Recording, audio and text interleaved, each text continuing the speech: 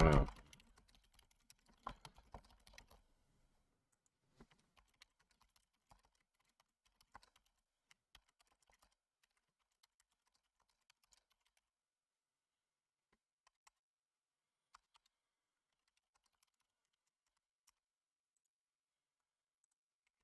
There we go.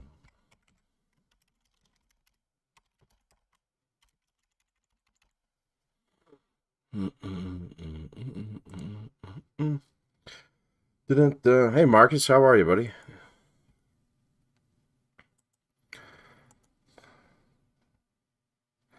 What's new? What's exciting?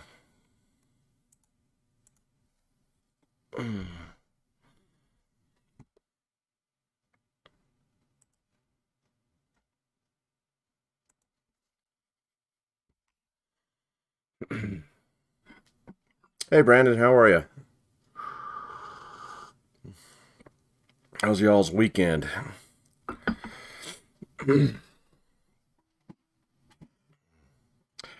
Yeah, next week is spring break, so we are really, really close. Yeah, the rest of the semester is gonna be like gone. So real fast. Yeah. Hey, Gavin, how are you? Isaiah, how are you? Traveling this summer. Where are you gonna travel to?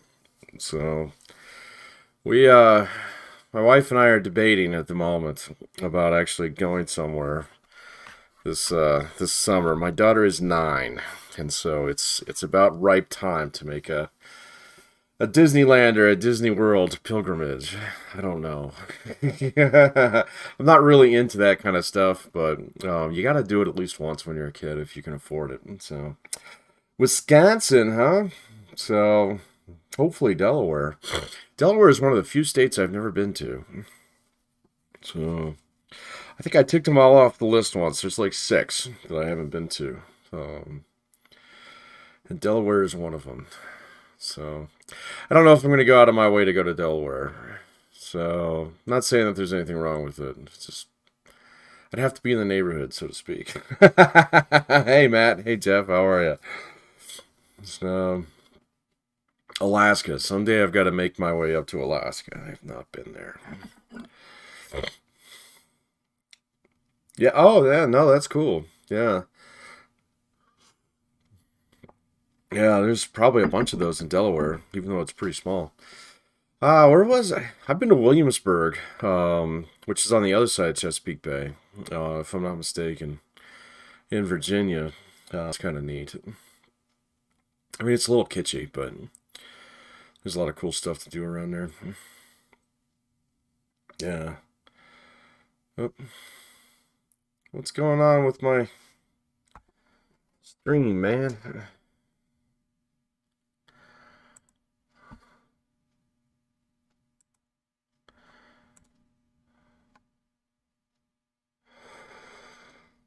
Huh. Poor.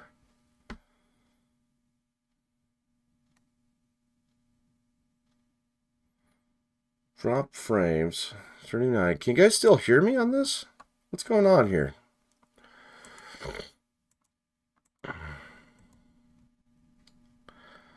What is the deal? Come on, OBS. Stop messing with me. Hmm.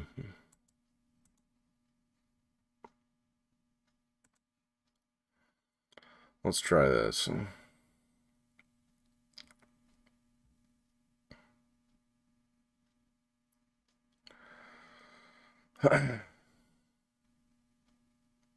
Okay, all right.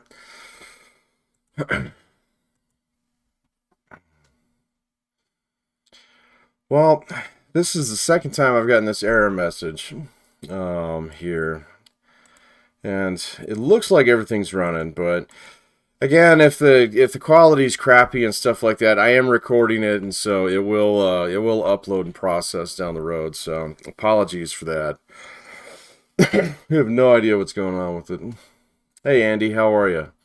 Oh, see now it looks like it's fine now, but we just lost a bunch of people there. So sorry about that. And sorry about last Wednesday. So there's a problem with the Zoom rig sometimes in HSB 108. All right, and of course with pandemic and all that stuff, like IT, they're there, all right, but they're not necessarily, there to like do the immediate things right off the bat, and so we had to reboot the rig. But I did get a chance to kind of sit down and sort through the accounts and things, so we should be good this Wednesday for our discussion on leadership. All right, so which I do want to get to. Even though that's from last module, and this module, this one's fun. It's a little bit more interesting than the last one. There's a lot more practical stuff in this one, but again, we are getting really close to the end here, and so we had a whole bunch of homework that was due last night, or I guess early this morning, midnight this morning. And so I'll chew through all of that, and that should include the last case study. And so the next two modules, Module 7 and Module 8, pretty straightforward. The only thing that I want you to notice about this is Module 8 goes pretty fast. And that's because this last week that we have here. So here we are, Module 7 starts here on the 12th. And so this one will wrap up the week after spring break, okay? So I can't make you do any work during spring break, and so if you're out of town and stuff like that this coming week, and don't push it too hard. Get that stuff in there by midnight on April 25th. I don't care. So we're close enough to the end where it's good. Just make sure you're getting all the things done. So and then Module 8 though runs from the 26th to May 7th, all right? So it's just a couple days shorter because May 7th is a Friday, all right? And so when we get to Module 8, which is, of course, the next module in here, the only thing that's different about it, yes, you still have to do 15 and 16 homework and quizzes right there.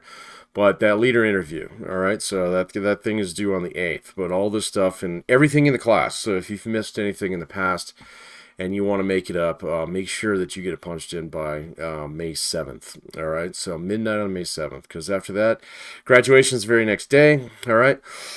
And that's one of those instances where I don't think too many of you are probably graduating yet, but if you might be, since this is only a 300 level course, it is technically possible that you'd be able to do that. Just understand that how grading works on that is I think grades are due like the next Tuesday after that Friday, or it might even be Monday. I'm not quite sure.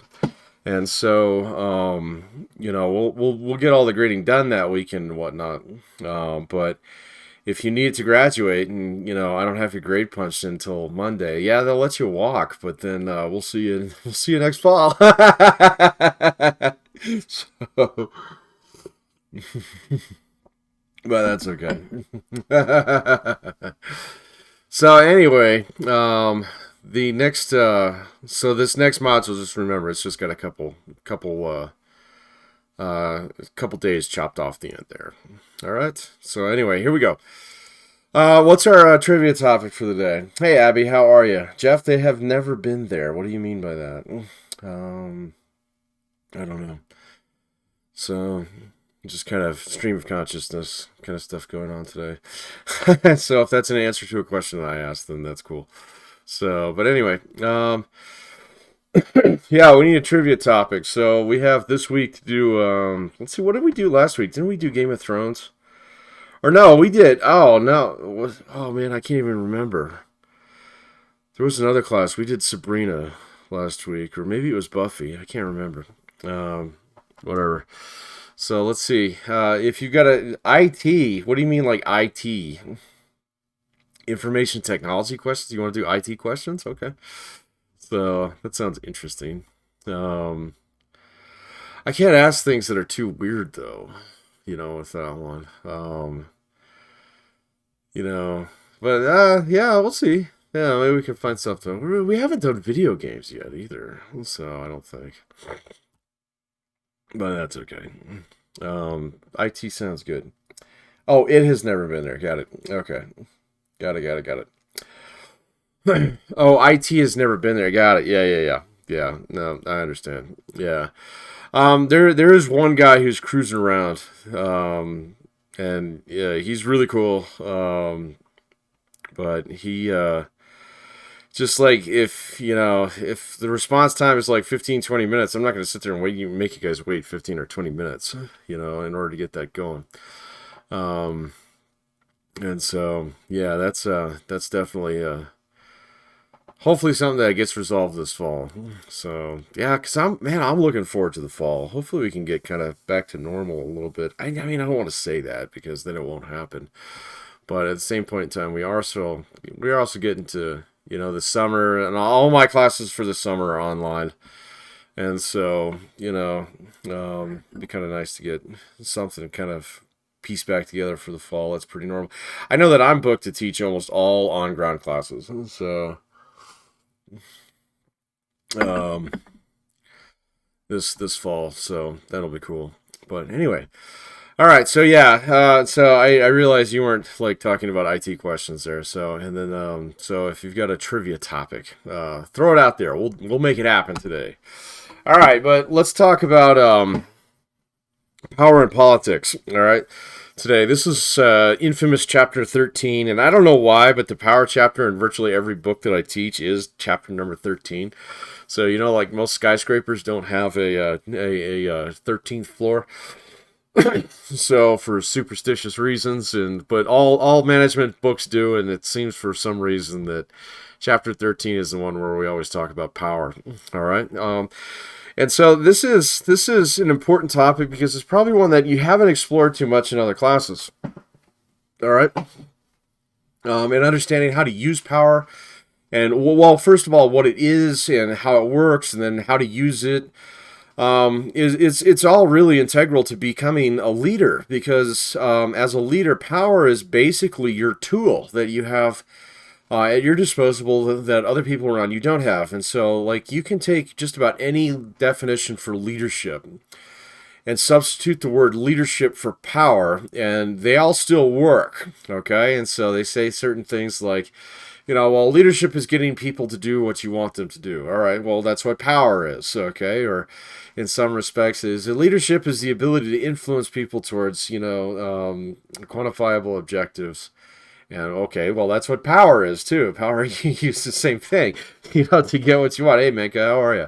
So, and so, it's the tool that you have to use. And if you found yourself in a position of leadership, you are going to be expected to use power. All right. Typically because you're the only person who has it. And so it's important to understand how to use it. Well, it's important to understand what it is, how it kind of works, how to use it responsibly, because it's going to be an expectation that's placed on you very early in your career, especially the minute that you get in some kind of like legitimate authority leadership type role. Typically you are the person with a power that at least other people can't use. All right, now the trick behind this is that like most people aren't comfortable using power. All right. Usually you've had power used against you. So, you grew up in the United States of America or even in another country, but here in the United States, I think, which would be most of the common experience amongst most of you. I mean, there's power structures out there that you get kind of used to, and you get used to navigating them, so you're all good at the school thing, all right? And there's power structures that exist in there, but, you don't like it when you have a professor who flexes on you or something like that. We get that. And those of you who've been employed, out in the workforce and things like that, I mean, you've experienced those power structures as well. So your boss tells you coming in on Saturday, I guess, well, there goes your weekend. You're coming in on Saturday, and so we don't like it when people use power against us. All right. And that's true in the family too. And so regardless of whether or not you grew up in the United States, you did grow up with family. All right. And so there are definitely power structures that exist within that construct as well. All right. And so for those of you who are the older siblings, you've probably, had the ability to use power against your younger siblings in some ways that wasn't healthy. And likewise, if you were a younger sibling, you're probably a little bit more sensitive to, the exercise of power against you. Especially if it was one of those families where the older kids are expected to take care of the younger ones. All right, so I grew up with a bunch of people that were kind of like that, where everything rolled downhill, and that's why every family had a dog. So at least the youngest child could boss the dog around. So, but that's those are all things that you kind of you learn how to navigate them. But I think the lesson that you pull from that is you learn that power is kind of ugly. All right, and you can't think about it like that if you're going to be a leader. All right, so you have to think of it as something that's a little bit more utilitarian. So it's something you're going to have to use. All right, and so that's important to understand, because we got to talk about like what it is, where it comes from, how to use it responsibly. And so that's the first thing that I want you to remember about that, is that most of us are kind of reluctant to use it. The second thing that I want you to remember about power is that once you get your hands on it, it has a real distinct possibility that it'll go to your head. Okay.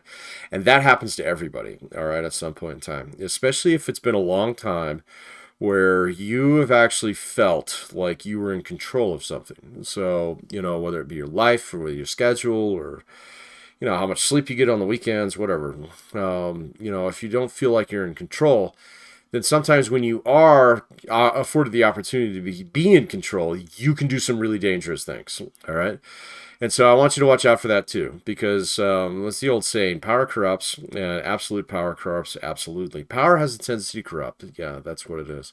And then absolute power corrupts absolutely.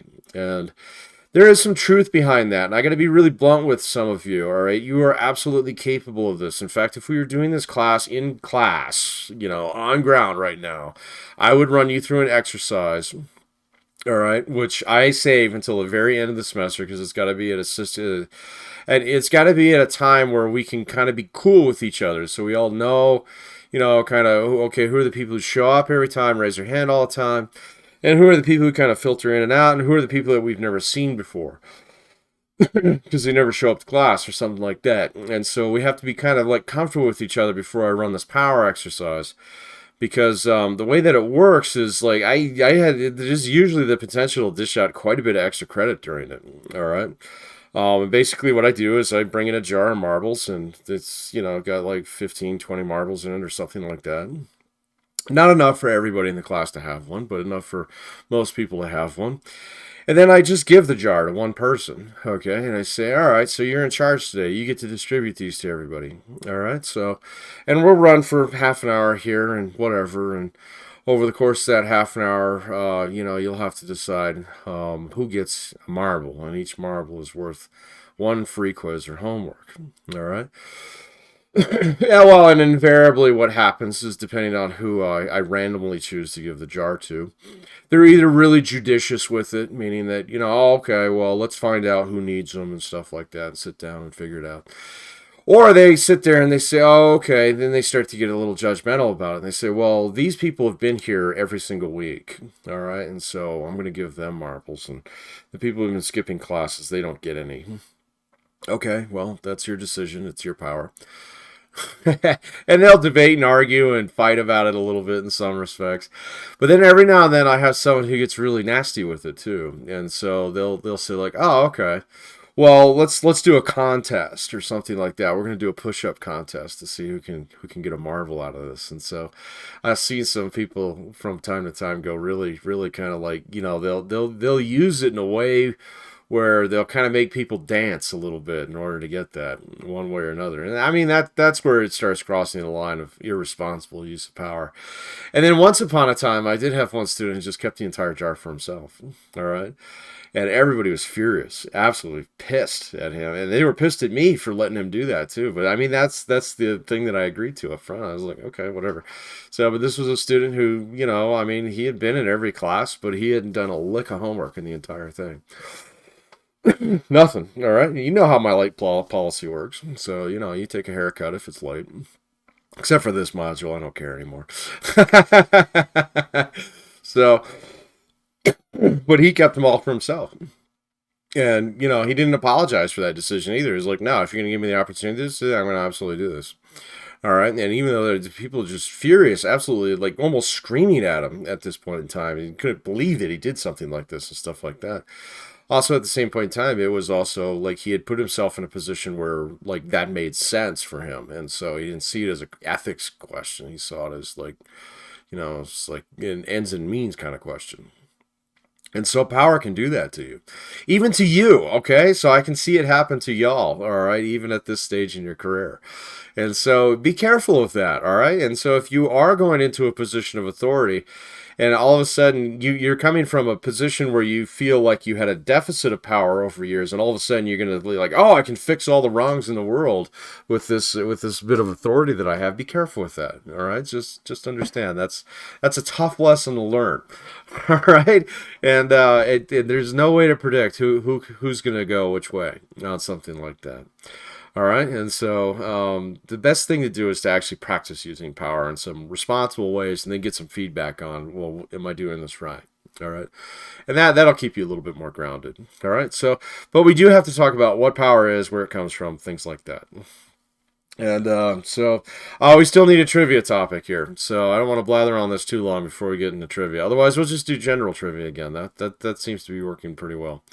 But anyway, here we go. Let's talk about power, how it kind of works. All right. So this book doesn't do the best job of talking about this, but the things that I want you to think about, we'll get into these bases of power here, because that's kind of the important stuff. But let's talk a little. Get this thing off here. I don't want to update this. Go away. It's not going to go away, is it? If I click this, it's going to update, so I'm not going to do that. But anyway, let's talk about what is power. All right, and so the classic definition, Emerson out there, and this is actually no, this is Max Weber, German sociologist. You'll run into him tons of times if you go any further into management lit, or if you go on to grad school or something. So define power as a probability that one actor within a social relationship will be in a position to carry out his own will despite resistance. And so basically, power by its very nature is my ability to get my own way. All right. That's one way to look at it. It's probably like, it's probably the most common way to look at it. It's like, okay, it's my ability to influence outcomes in a way that I see fit. But really, and not have, and be able to overcome the resistance to it, because of course everyone wants to get their own way. But I think there's a more responsible way to think about power, and it's one that actually, like, if once you kind of flip your thinking on this one a little bit, it'll probably serve you a little bit better. All right, and so that's the idea that power is always it's a two-sided coin. All right, and power is on one side and dependency is on the other side. And so wherever you have power, you have dependency. All right, so, and if there is no dependency, there is no power. And so if you're in a situation where you're feeling powerless or something like that, it's probably because you have a dependency. All right, and so this centers the problem of power around you a little bit more, so it's a little self-centric, which it's okay to do that in this case. All right, so but if you think about this, there are some certain situations in your life where you are absolutely dependent upon other people to do things for you. Okay, so if you have a job, you're dependent on your boss to cut your paycheck, or write your schedule, or tell you what to do because you don't know what you're doing. All right, you can be dependent on your coworkers or your teammates. Say, I mean, how many of you have group projects right now? Boo! But I know some of you probably have them.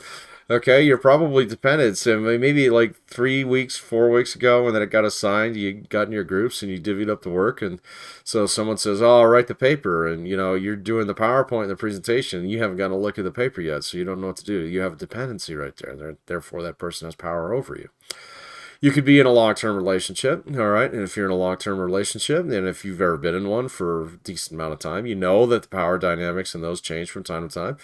I'm sure, yeah, in some cases, and hopefully none of you have done this, but I'm sure some of you have, all right? You've been the dominant partner in that, where the dependency is completely, one-sided, all right? But if you're in a long-term relationship, and especially a healthy, stable one, you know that it changes from time to time. I've been married for 20 years, and so there's been years where, like I was the person who was making money and things like that and going to work every single day. My wife was going to law school. Or flip vice versa. There were times where I was trying to get on my feet as a teacher and whatnot. And so, yeah, there was a lot of days of unemployment in there. where I was completely dependent upon her. All right. And so if you understand those situations and those dependencies, then you understand how to like track down power, all right, and where power actually exists. And so I do want you to think about it like that, all right? So where there's dependency, you'll find power, all right?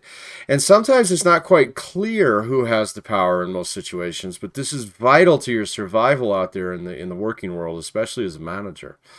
Okay, because it's often not the case where if you're the manager and you get promoted to this job, you might have the title, you might have the corner office, you might have the parking spot, but you have no power. Okay, and that's more common than you think. All right, and it's getting worse out there in at least in my opinion in the working world now. Take that for its 2 cents, so to speak, because there's a lot of changing power dynamics that are going on in the workforce. All right, and we can talk about that in some detail on Wednesday if you so choose. But that's how I want you to think about power. Power and dependency, same thing. All right. So if you find a dependency, you'll find somebody who has power over somebody else. There you go. And it comes in a lot of different flavors. We'll talk about that here in just a sec. All right. So, but yeah, general trivia. All right. General trivia works. So let's go find some general trivia questions here. So first question for the day. Let's do this one. I don't think I've been on this site. For 2021. Okay. Let's see what we got.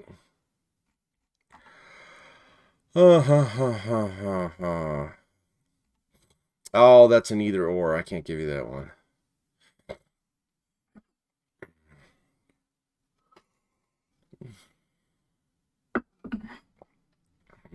Let's see. Oh, maybe I have asked this one.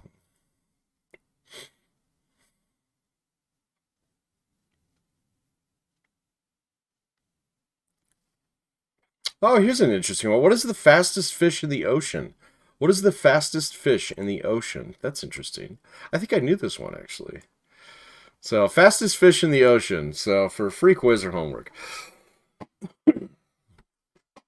Oh, I hope that's correct. I think it is. I think I've heard this one before. So, an eel, a tuna, Andy, sailfish. That's the one that I got was sailfish. Good job, Andy. So let's Google this one just to make sure. What is the fastest fish in the ocean? Let's see. Sailfish. Okay, so where does this come from? This comes from Noah. All right, we're gonna go ahead and take that one. All right, good job, Andy. So sailfish, it is 68 miles per hour. I think I knew that they could go almost as fast as a cheetah. Because even though I'm terrified of the ocean and all things that live in it, I am fascinated by them, and I do like to read on them from time to time. And I was on a shark kick for a long time, and I think it was the mako shark that is the fastest one, and it's basically designed to try and catch sailfish, but it can't catch it if the sailfish actually sees it first or something. I might be wrong about that, but ocean biologist or marine biologist, I am not. So, power, authority, and leadership. I know a little bit more about this. So let's go back and talk about that. All right. But good job, Andy. Just email me. Let me know what you want. All right. I'll take care of it. All right. Let's talk about where power comes from. And so there is a large body of literature out there from that comes from this fountainhead of French and Raven right here, where they talked about power bases. All right. Now, this is a really important thing to understand. All right. Look, we can talk a lot about some of the politics and stuff in here, but if you understand this, you will understand just about everything else that there is to know about power. And I'm going to give you some advice on using each one of these. And so we're going to spend a little bit more time on this rather than go through all this stuff in detail. If you're interested in this stuff, definitely go through and read the politics piece. It is interesting. All right. But I kind of see that as the cart behind the horse. This here is the horse. All right. And so bases of power, understand where your power comes from. All right. So there are several different types of power out there. There's like consensus that there's at least 5. All right. And sometimes there's people who throw in a 6. Let's see. So referent power, expert power, legitimate power, reward power, and coercive power. Yeah, there's a couple that they're actually like there are more than this. But these are the classic five. Sometimes they throw in what's known as informational power. And then there's a couple others out there as well that are a little bit more esoteric. But let's talk about these in particular. Referent power is the most important one. I will come back to this one. We're not going to talk about that one first. All right, so let's move on to the next ones. All right, expert power. All right. Expert power is basically you're the person in the room who knows the most. Okay, and so expert power is based upon like either experience or qualifications. Sometimes like some kind of social rank will actually play a role in that as well. But it's basically your ability to actually inform the situation. And if you're the person who proves to be the most informative and people are listening to you, there's power involved in that. Okay. Now, expert power is also one of the weaker forms of power out there. It is definitely something that I see a lot of students reach for. And it's something that I think that a lot of people try to aspire to.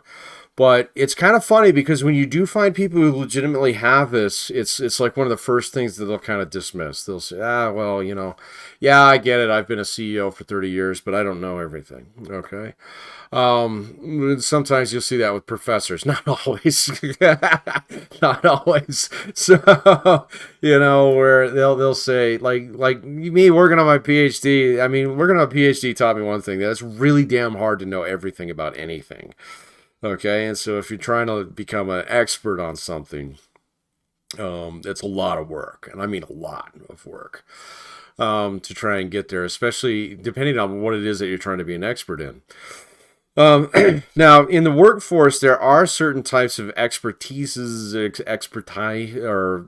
certain types of expertise that are a little bit more weighty or a little bit more meaningful than others, and so like.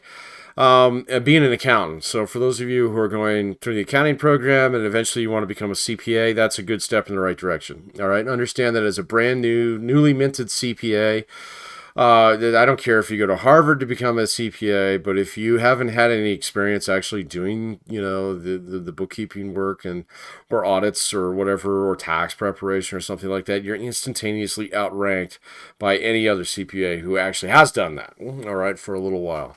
All right, because you're going to find out real fast that, especially in something like tax, it changes every single year. And so, that breadth of experience that you get from doing it for 4 or 5 years really does matter. Okay. Same thing's true with like attorneys. All right. So you all, no matter how much you know about your business and no matter how powerful you are, in certain respects, that in terms of expertise about everything about your operation, all your people, all your regulations and stuff like that, you're still outranked by any attorney who walks in that room. All right. So if you the first time, and hopefully this doesn't happen to you in your career, but it probably will at some point in time, you'll have to go through a deposition process. Someone will get hurt on the job or something like that. Hopefully it's not something too crazy like your company's engaged in fraud, or something like that. But you're outranked, and your corporate attorney, your company attorney will tell you shut up and don't say anything, and okay, even though that person's not telling you anything too much, they're not going into depth as to why, and things like that. But you just have to trust them that they actually know what they're talking about, and so you go in the deposition. I have no comment on that, kind of thing. All right, and so. You're outranked in those cases as well. So, there are exceptions to this. And so if you're an expert in something, all right, and I've seen this with students in the past, all right, probably, I would say my graduate students suffer from this a little bit more than my undergrad students, but I get quite a few of them over the years. I want to be a consultant someday. And it's like, okay, but, in order to be a consultant, you have to have enough expert power in something where somebody's willing to pay you for it. Okay, and that's really hard to do. All right, so I stumbled into a little bit of consulting work just based upon associations that I had, more so than anything else. And people, they say, okay, Pat, you seem to know a lot about this. You want to come in on this project with us or something like that? Or my work with Dr. Gilbreth, where it was basically a side piece to our research that we were doing anyway. But like going out and getting an MBA even and saying, I want to be a consultant, it's really tough to do. All right. Because expert power is, you really do have to be an expert in it. And Yeah, I mean, it's just hard. If you haven't been a manager for 25 years, I don't think you should really be telling people about how to do that. I mean, you can do it as an educator. That's fine. All right, because the state is paying you for that, or whatever. So they check out and certify all your qualifications. But if you're actually knocking on doors and saying, "Hey, I want to be a management consultant," then the first questions people would ask you would be like, "Well, why should I pay you to do that? If you were good at it, wouldn't you be doing it?" So to speak. So, and I realize the satire that's going on here, or the irony in some respects. But also, like, I see this happen. It's like, well, I want to go into sports marketing. I want to be a consultant, set up my own consultancy on things like that. And I've seen a couple of people try to do this, and then, like, they come back a couple of years later. Hey, how'd that go? They said, well, they always ask the same question. It's like, well, there's these multi-million-dollar sports marketing organizations out there, or agents and things like that. Agencies. It's like, if you're really that good at this, you'd probably be working for them rather than trying to hang your hat on your own shingle, or hanging out your own shingle here. There's a good point behind that. All right. So I've seen my wife go through the same thing as an attorney. It's like, if you know this piece of the law, then yeah, you can hang your own shingle out there, and people are like, oh, okay, wow, that's a really weird piece of law out there. And so if you really know that much about it, the business will come to you, as opposed towards other situations. It's like, well, if you were really that good of a corporate attorney, you'd probably be working for one of these major firms rather than trying to hang your own shingle out there. And that's important to remember, because that kind of shows the limitations of expert power. All right. Now, it's absolutely true that you could be an expert in, like, small business or something like that. If it's your small business, and if you're the person who is involved, you nurtured it and raised it from the cradle, so to speak, and you know everything about it, and you know all the people, you know all the contracts, you know all the customers and stuff like that. Yeah, sure, you're an expert on your small business. Absolutely. But if you're, in a situation where you're trying to leverage, like, your degree or something like that into a better job, notice that when you're getting out of college or something like that, you're going to be outranked by people who have 2 or 3 years experience in whatever field you're trying to go into. Sometimes that's a plus, sometimes that's a minus. All right. But you're not going to go out there and, be able to say, like, hey, I got this brand new 4-year degree. It's like, makes me an expert in, marketing. No. It means now you're qualified. Okay. It doesn't make you an expert. All right. So be careful about that. All right. Because the one thing that I don't want you to do, all right, and this has happened to me a couple times in my career, I don't want you to get in a situation where you're putting yourself out as an expert and you get called out. Because there's no recovering from that. There's no recovering from that in that situation. So if you're out there and you say, oh, I know everything there is to know about blah, blah, blah, and someone in the room actually does know more than you, and they're like, well, what about this? And you stumble on that question, and then they point that out, that was a really easy question, and if you actually knew what you were talking about, you would be able to answer that within 30 seconds rather than try and stumble together a response in 2 minutes. That hurts, all right, and I don't want you to be in that situation, because you'll lose a lot of authority at that point in time. All right, so don't rely on this one too much. All right, next one, legitimate power. All right, legitimate power is just it's the one that you probably, most of us associate with power in one way or another. It's understand that legitimate power is exogenous. It comes from it's external. It comes from the outside. All right, meaning that this is a power that somebody else has to give you. All right, and so if you're the boss, boom, you have legitimate power in some respects, just because someone decided to make you the boss. All right, and so yes, you get the corner office, you get to write the schedule, you get the parking spot that's right next to the handicap one, whatever. Okay, that's legitimate power. Okay, so it'll always, like, the place that you'll see it most often in the workforce is through your direct boss. And if you get hired as a manager, or you get promoted to manager, which is probably a little bit more likely for most of you down the road, it'll happen sooner than you think. But if you get in that situation, your boss will, like, basically imbue you with the authority and the power of whatever comes with that position. All right. Now, understand that, like, whenever you have legitimate power, understand, yes, it's external. It came from somewhere else, all right? And so somebody else can always take it away from you, all right?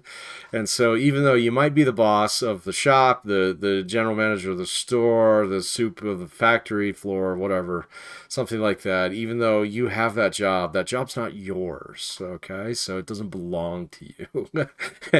It belongs to somebody else, and they gave that to you, all right? And so you're a custodian, you're a caretaker of that job for a little while. If you keep that in mind, because you'll find bosses that, oh, I've been doing this for 15 years, blah blah blah. It's basically my second home. And then they kind of like that'll go to their head, and they'll have a real sense of ownership over something like that. But really, when it comes down to it, no, that desk there belongs to the company. That parking spot belongs to the company. The company still cuts your paychecks, and so they start to lose a little bit of centering. Well, they get a little uncentered, things like that. So be careful if you run into somebody like that. And quite honestly, they're usually the ones that I've run into at that point in time where they use legitimate authority, just almost like reflexively, and also, oh, I'm the boss, you got to do what I tell you, kind of thing.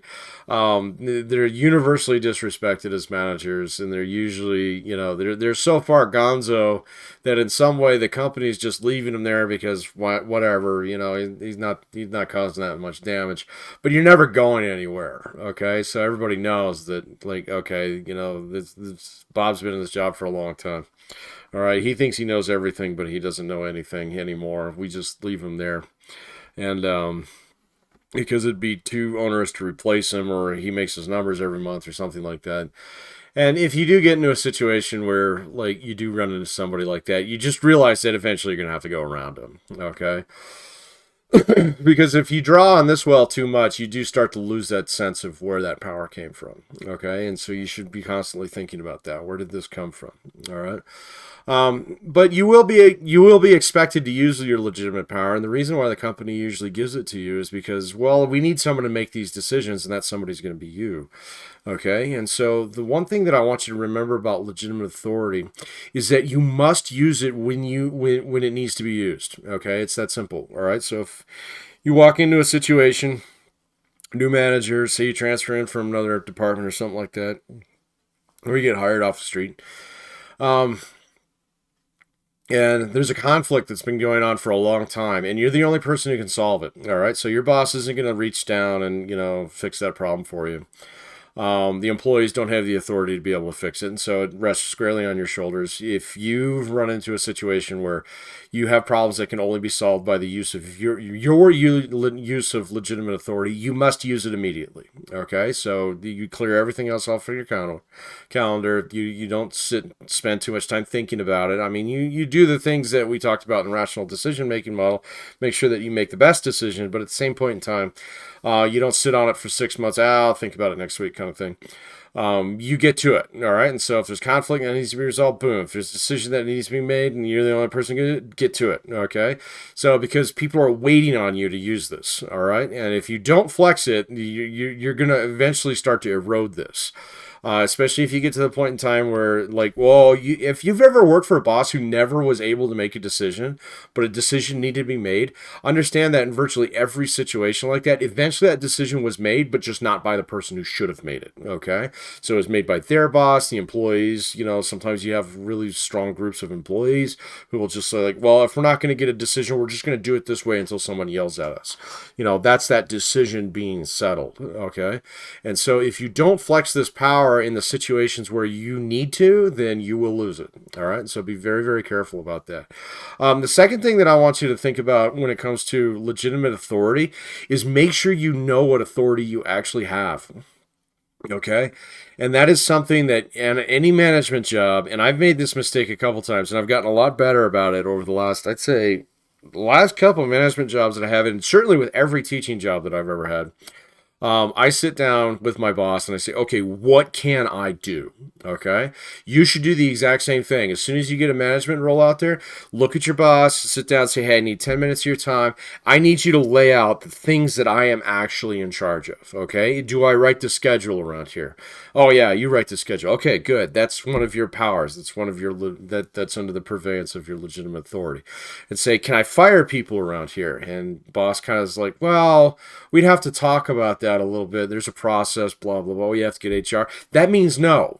Okay, so you cannot just unilaterally do that on your own. Okay, and so that's a no.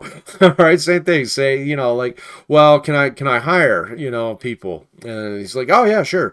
Okay, good. That one's in the yes column. All right. And say, well, can I modify my own budget? And he's like, nah, that's gotta go. That's a no.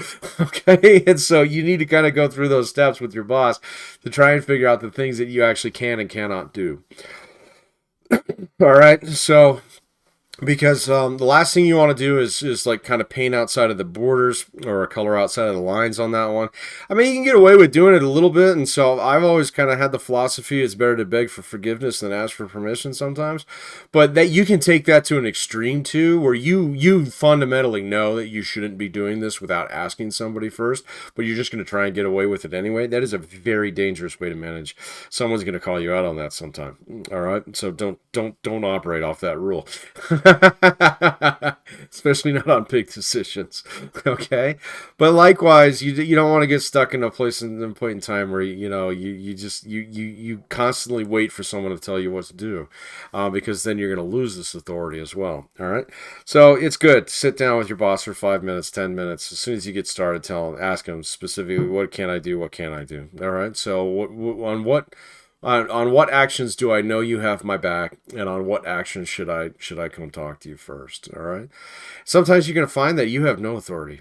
Okay, so you're just filling a role. Okay, so or you're serving as a buffer between your boss, who actually does make decisions, and all the employees who get pissed off about them, and so you're just the person who gets to get beat up on both ends. Cool.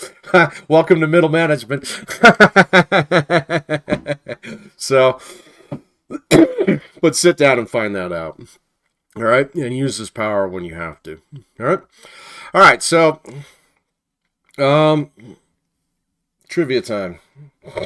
Oh my goodness, is it 12 o'clock already? Jeez, man. All right, trivia time. Here we go. Let's see. Let's see.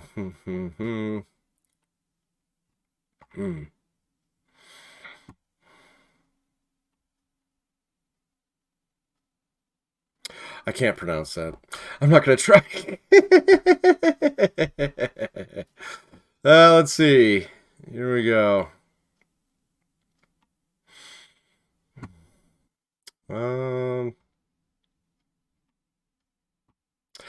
Oh, here's a Keanu Reeves question. Oh, I just gave you the answer, so we can't do that one. Let's see.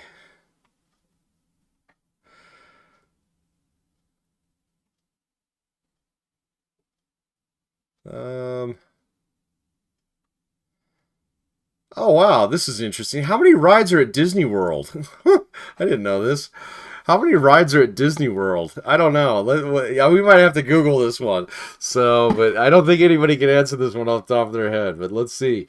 How many rides are at Disney World? 355. I love your optimism, dude. You just bang out. 157. That's not the answer that I got. Oh, no, that's not the one that I got. So, close. We'll give this one about a minute, and let's see if we get the answer that I actually have on the site. Oh, okay, so we got 249s on there now. Jeff says, 1,000,000 rides.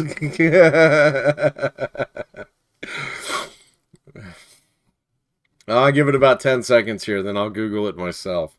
See if anybody gets the answer that I've got here. 49 is close. So, 49 is close. That actually might be accurate. We'll have to Google it to find out. So, 132. 1,000,000.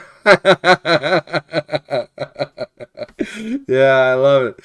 The 57, 53. Okay. All right. 10 more seconds.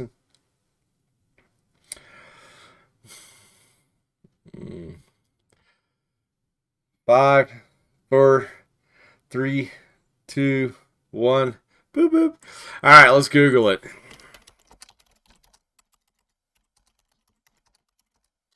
All right. At Disney World. Okay. So Google says 49, and that's from insider.com on travel. I guess we could dive in here and actually count them. So here we go. See, this is the answer that I had was 46. 46. But this one says 49. Google says 49, so I'm going to give that to you. Who got that one first? Abby, you got that one first. Good job. All right, so we'll go ahead and go with that one since nobody gave me the 46 that I was looking for. So here's one from the Orlando Sentinel, 2018. So Disney World fanatics try to tackle all 46 rides, and so I bet you they've probably added a few since 2018. So this is supposed to be 2021 trivia, though, but 46 is what they gave me. But that's okay. I'll give it to you, Abby. Good job. All right, just email me. Let me know what you want. All right. One more question coming up. But let's talk about other types of power. So these two right here, reward power and coercive power, are very closely related. All right, so reward power is my ability to give you something that you want. Coercive power is my ability to take something away from you that you want. All right, and so both of these usually come with management in one way or another. So sometimes your reward power as a manager will be like, I can assign you to a better job, a better shift, give you better days off, improve your vacations, give you a better schedule, bonus you at the end of the year. Although that one's not too common. Sometimes that's like done higher than where most of you will be in the beginning, but eventually you'll get there too, where you get to do that. Whereas coercive power is my ability to take all of those things away from you, like fire you, discipline you, punish you, stuff like that. Now, you do need to use both of these as a manager, but these are kind of medium level powers. Okay, so legitimate and expert power, kind of low level. All right, so you're not going to use these too much. And people don't respond to these very well. Sometimes, if you're the boss, just because, I am the boss, doesn't mean that anybody respects you or anything like that. It just means that you get to write the schedule, whatever. But your ability to actually give people things that they want, they do respond to this one. This one, reward power in particular, is particularly potent. All right, and so I just demonstrated that one right here. So that's 25-point free quiz right off the bat. And of course, I don't know. I mean, most of y'all who have been on the stream for this semester, you're pretty cool about this. You're in good standing in the class, and so it's just kind of fun. If at this point in time in the semester you hadn't done any of the homework, you'd probably try and figure out how to hack this in one way or another. All right, because you're really responsive to that reward power at this point in time. All right. And reward power is kind of fun to use as a manager. It's almost a little intoxicating. So if you get a bag of goodies and you get to dish out the candy, so to speak, it's fun to do that as a manager. It's like, oh man, she really helped me out on this project, blah blah blah, and I'm gonna bonus her, and she's gonna be so happy. And it does feel good, especially when people do respond well to that. All right. But there's pitfalls behind it as well. All right, and so let's just go through some of my advice on this one. First and foremost, when using reward power, it's really easy to get kind of sucked into this is how you actually get people to do things, is by bribing them constantly, and that's not true. All right, so what you do is you teach them to become dependent upon that in one way or another, and you actually bring out some really gnarly behavior in people over time. Especially if you're in a situation where kind of the workforce or the operation is set up like this, where say you do competitions, sales competitions or something like that every single month, and the rewards people are juicing their paycheck by 15-20% with the stuff that you're giving out. Then after a while, it doesn't become a reward, it becomes an expectancy. All right, and so they actually just expect that. Okay, and so then you kind of lose your reward power by doing that too much. And so don't fall into that trap. And the other one is make sure that the reward always matches the efforts. And that's really hard to do.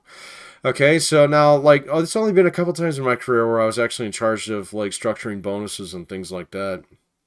And most of the time in the situations that I've been in, it's been this is a Christmas bonus. And so you'd have a pot of money and we just split it amongst everybody because that's kind of the understanding.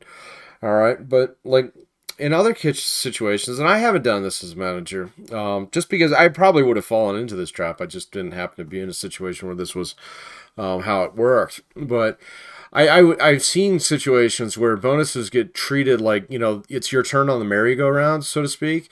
And so, like, you've been around for like 3 years and you haven't gotten a good bonus in a couple of years. And so we're going to give Pat the good bonus this year kind of thing. Don't fall in that trap, because in that one, the reward doesn't match the effort. It's basically you're just systematizing it so that, you avoid conflict. Don't do that because people can kind of see through that.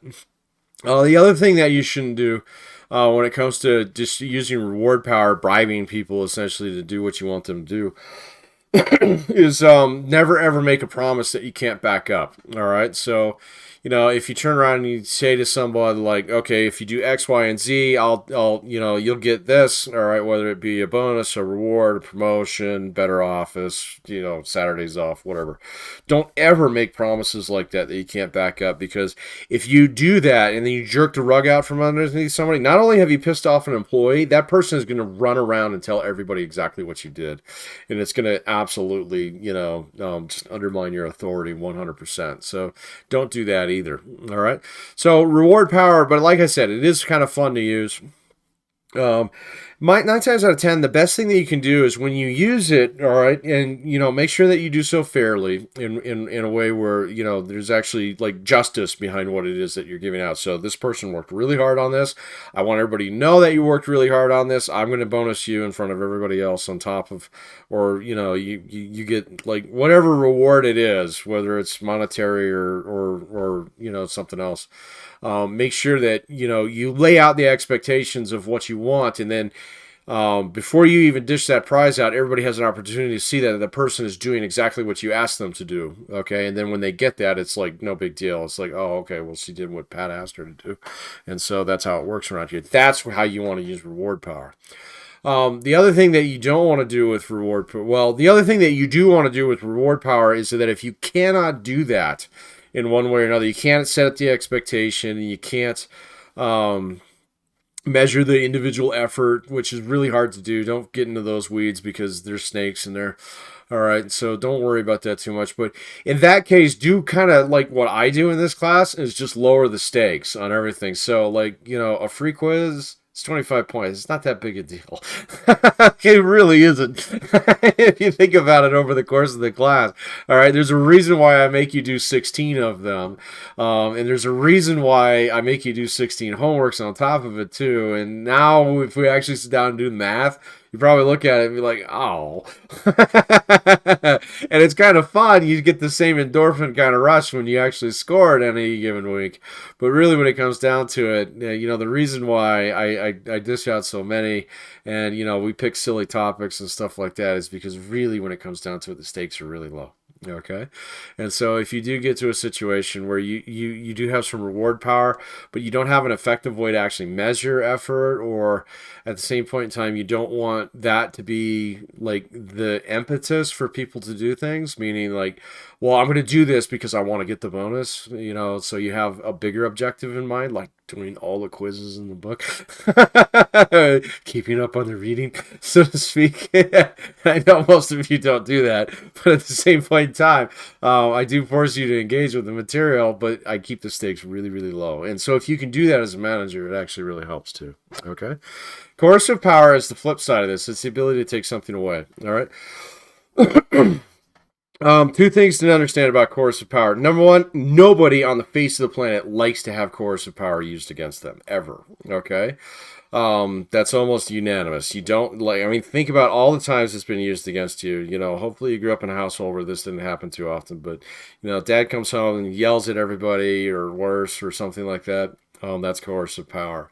And, you might think about some of those times a little bit fondly or something like that, but really when it comes down to it, if I were to go back in time and look at that, instance as you as a kid before your dad blew up on you or something like that, you probably felt terrible. Okay? And I want you to remember that, all right? Because that's what coercive power does. Nobody responds well to it, all right? So absolutely nobody responds well to it. So and think about it. Like, have you ever gotten beat up on a paper real bad and you didn't think you deserved it? You know, did you get shut down on a presentation or something like that? Have you been disciplined on the job? All right. Things like that. These are all things that, you know, you don't respond well to, but understand as a manager, you have to use this power from time to time. If you flex this one poorly, meaning that you don't make proper decisions, you don't do your planning, you don't use the authority that you have with your legitimate authority to solve problems before they become problems, then eventually you're going to have to do this. You're going to have to sort somebody out. All right. Two things to remember about this. Number one, being the boss never, ever, ever gives you license to be a jerk. Okay? And so a lot of people look at this one, since people respond so poorly to coercive power, we react like instinctively negatively to it. All right, that there's a lot of bosses out there who this is the hammer that exists in their toolbox, and all they're going to do is smash everything because all problems are nails. And I'm just going to scream and yell and shout and have a temper tantrum. And all of you have had bosses like that. Or you've had teachers like that, or you've had, you know, coaches like that, or something. Okay, this is low level, you know, brainless, mindless management. If you find someone who's doing this, you find someone who's basically given up. All right, screw it, I don't care. I'm gonna yell and I'm gonna scream and I'm gonna get my way because I can. All right. All right. But understand that being the manager, you got legitimate power, which means that this comes with it, usually some kind of coercive power, along with reward power. All right. But if you start using this to solve all of your problems, you've basically surrendered your management license. Okay. And again, nothing gives you license to be a jerk. All right. So I don't care how, you know, how great the power distance, how bad the offense or the infraction or something like that. Nothing in management gives you license to be a jerk. If you just choose to be a jerk to somebody, it's because you want to be a jerk. All right, just admit that. All right. All right. Number two about coercive power. If you fail to use this when you need to, nobody will respect you. It's that simple. All right. So if you have an employee who needs to be sorted out immediately, all right, you got to do it, no matter how painful it is, no matter how much you don't want to do it, no matter how uncomfortable using this power makes you, because you remember that it was used against you several times in your life as well. That none of that matters. Using this is oftentimes what you get paid to do. Okay, and so remember that. All right. Don't look forward to it. Definitely don't. If you enjoy it, then you're some kind of sadist, and I definitely don't want you to be a manager. But if it comes down to it, and you have to do it, you must do this. You must do it immediately, and you must do it not necessarily with, you know, any kind of like flourish to it or anything like that. It just needs to be done. Okay, and so don't back away from those situations. I've been in jobs out there where, like, there have been a couple times where I was really reluctant to use this power because I had a lot of empathy for the people who were working for me. All right, so, but, you know, that's great, and that helps 9 out of those 10 employees who maybe are in a rough spot or something like that. You're going to help them through and get through that and get them to where they need to go. But that 10th employee is just a problem and they need to go. Okay? I've been burned in situations like that. I don't want you to be like that because I was just reluctant to use this power. And so nowadays I've gotten a lot better at the point in time where it's like, okay, we got a problem here. I might have to use some coercive power. And I've seen it in education too. There have been times where it's like, no, I'm sorry, this is due on this day. No, you can't have any extra chances. And if you okay, so that I understand your circumstances, your situation. I do empathize with you, but that doesn't change my policy. All right. And so the end of the semester is May 7th. If any of you turn anything after May 7th, it's not getting graded. It's that simple. Okay? So the trick about coercive power is that you tell people that you will use it before you actually use it. Okay? And so just make sure that you do that. All right? And then the flip side is if somebody calls you on that, you actually demonstrate that, no, I was serious about that. All right? The third thing that I want you to understand about coercive power is never, ever, ever, ever try and use it on somebody if you don't have it. Okay? So, yeah, not set by grading curve. Yeah, coercive power, forcing professors. Yeah. So that's an interesting point there, Jeff, because there's reasons why they can do that where they can't do that at CSUP. So Most of that probably has to do with the fact that, like a community college like that, probably, I'd say a good 50 to 80, say 50 to 60% of their classes are probably taught by contract adjuncts who come in, for a single semester, and they'll do whatever the school tells them to do because they want their contract renewed. Now, technically at CSUP, I'm an adjunct as well. So, Bruce or Dr. Raymond and Dr. Abai, they could turn me loose at any point in time. But there's a level of mutual respect there that exists in that situation where they don't have to use coercive power because they use the best power, which is the one we'll talk about here in just a minute. Just understand this coercive power piece. Just remember those three things that I told you about it. Number one, when you got to use it, you got to use it. All right, just it's time to suck it up and get it done. All right, in those situations. Number two, tell people you're going to use it before you do. All right, that will solve about 90% of your problems. Okay. And then number three, never ever threaten to use it if you can't back it up. All right, so those three things really, really matter because the worst thing in the world is, well, do this by Friday, otherwise you're fired. And that employee is looking at you like, you can't do that. I'm the only person around here who knows how to do this. So if you get rid of me, all right, then you're in a world of hurt. And so, or, you can't do that because I know that it has to go through committee. Or it has to go through a union hall. So, well, most of you guys won't deal with unions, but I dealt with unions all the time. All right, it was virtually impossible for me in those situations to fire anybody, so I wouldn't even bother trying to threaten them on something like that. I'd find something else to hit them with. All right, so typically my trick was to find crappy work assignments. It's like, well, I can't fire you, okay, I can't really discipline you, but I get to decide where you work today. Oh, look at that, it's blowing snow sideways outside. Hey, get your coat. Kind of thing. So but that also makes a little bit for a situation where make sure that you're not abusing coercive power either. All right. So, oh my gosh, we're getting really close and short on time here. And so I will spend the last few minutes here talking about the most important type of power, which is referent power. Okay? Real fast on this one. This is the one that I want you to try and build. All right? So as soon as you get in the job, all right, ignore this. You're not the expert. Ignore this. Your pants go on one leg at a time as well. Even if you do have the corner office. Ignore this one, all right? So don't bribe people with candy in order to actually get them to do what you want. And ignore this one, all right? So just because you have the power doesn't mean, just because you have the hammer doesn't mean every problem's a nail, all right? So ignore all of these, all right?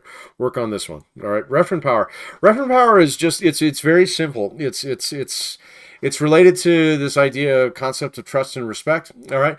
But referent power is just your ability to get people to do things that you want them to do because of who you are as a person, all right? People respect you, okay? All right. And if you build respect amongst your employees, you get them to the point in time where they respect you. You don't need to use any of these other powers, okay, which is good. I mean, you still have them. They're in your toolbox and stuff like that. You can pull them out if you find a specialized problem. That's fine, all right, or one that this doesn't solve. But this one here will solve about 95% of all your management problems out there if you take the time to invest in it first, all right? And so investment, how does referent power actually work? Think about somebody in your life who you respect, all right? It could be your dad, your mom, like your grandfather, uncle, something like that. It could be a coach, could be a team captain, could be a colleague, could be a friend, okay? It could be a boss, all right? Oftentimes it's not, all right? So bosses aren't very good at developing this in some ways because they have all these other tools here in their toolboxes, and these are easy to use. This one's hard, okay? Because this one requires a little bit of patience, all right?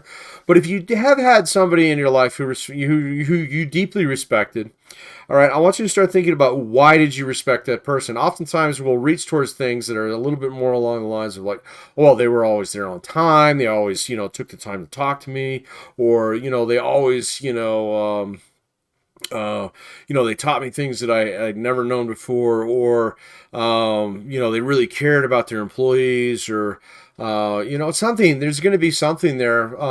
And I guarantee you it's going to be something that specifically relates to their relationship with you in one way or another. Okay.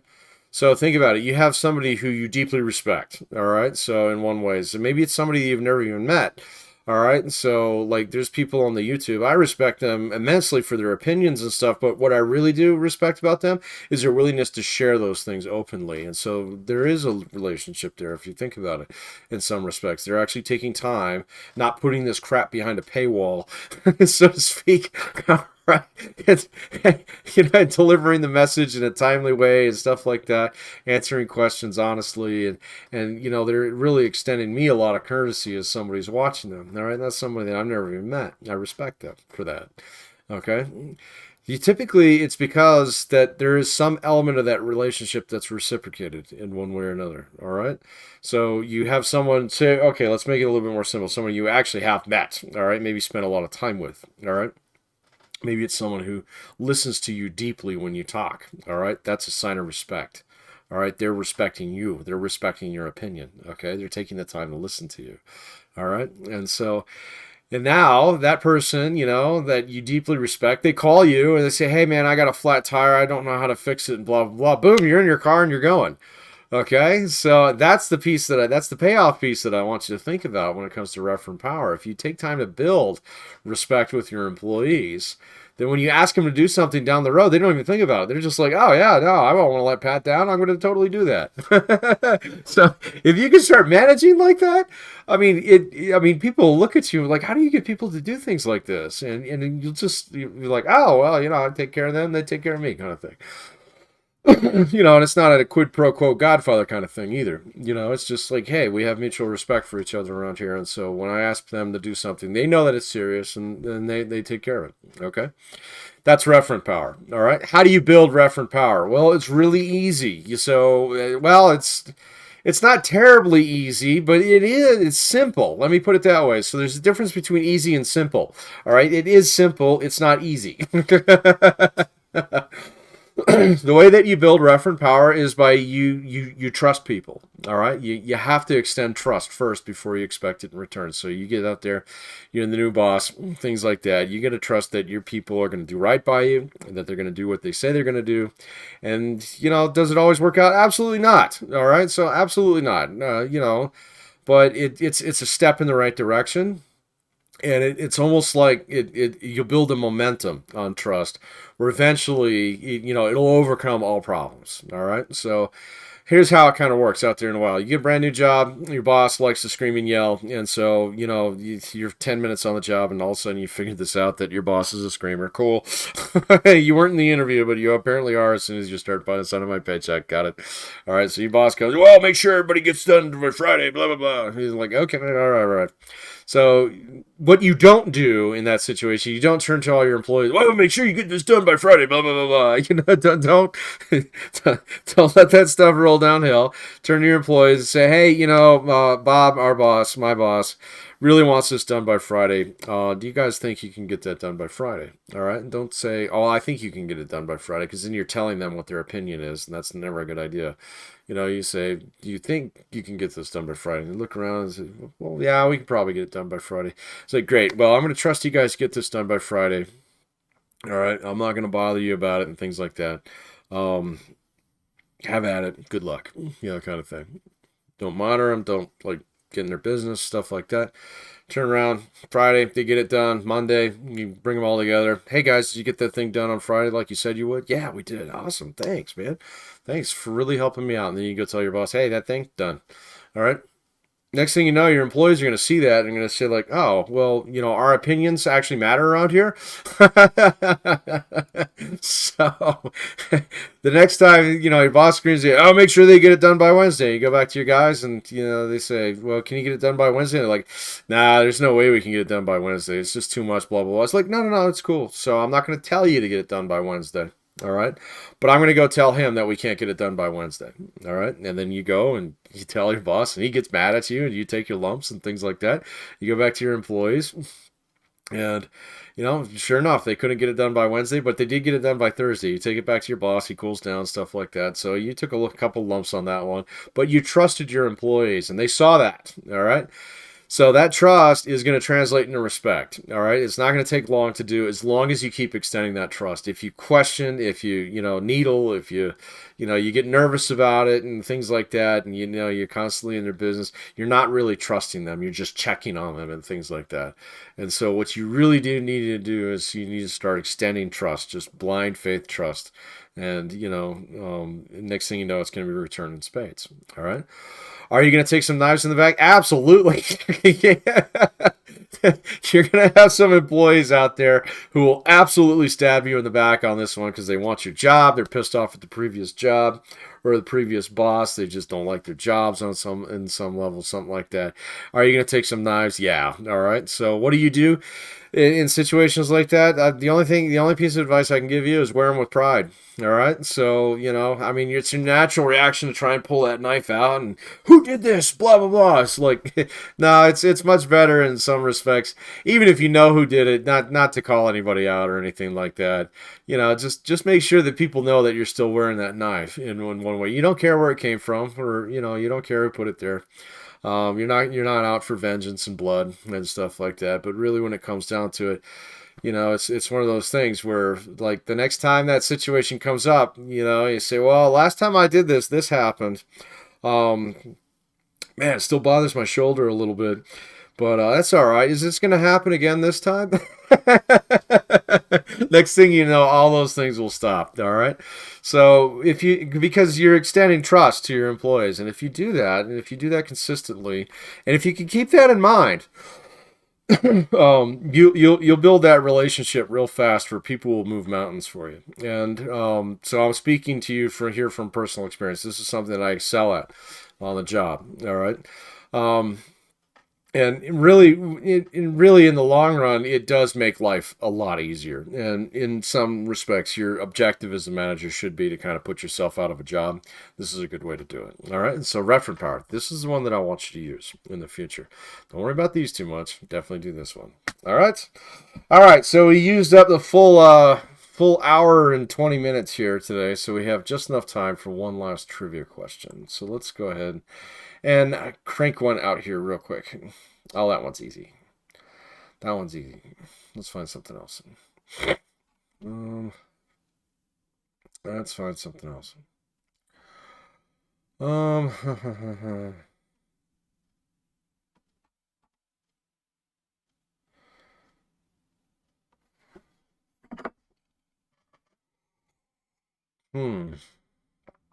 Shoot, I think we might have used this site already.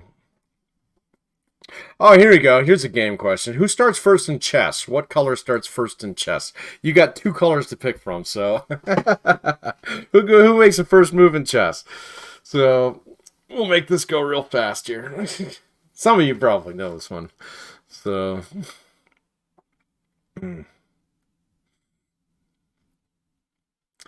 who goes first in chess? There you go, Brandon. You got it. It is definitely white. Always, always, always. So there's strategies for playing white and there's strategies for playing black. They are not the same. So, all right, good job. All right, folks, that's all I got for you. Abby, you are correct. Ashley Woot, you're correct as well. But Brandon, you got it first, and so you get the points for the day. All right, folks, that's all I got for you here. I'll stick around for just a couple more minutes in case you have any questions. But other than that, we're off the hook. We'll see you on the Zoom call on Wednesday, or feel free to come on by HSB 108. We'll be there for one last time this semester before we kick off spring break and then go completely online. All right, so again, that's all I got for you. Have a wonderful afternoon. You're off the hook, and we'll see you all soon. Take care now. Bye.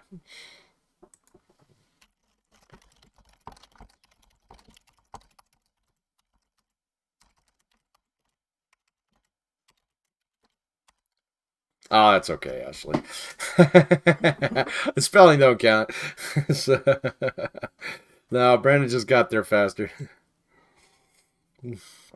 I know it might not look like that on yours too, because typically when we're doing the live chat, when you upload on your side, I was watching a YouTube video about this the other day.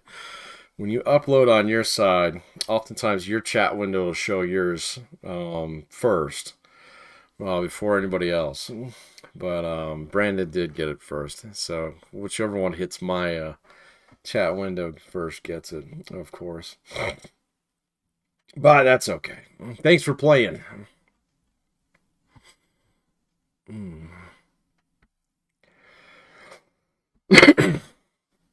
All right, about 30 seconds here. If you got any questions, ask them. Otherwise, we will catch you all on Wednesday.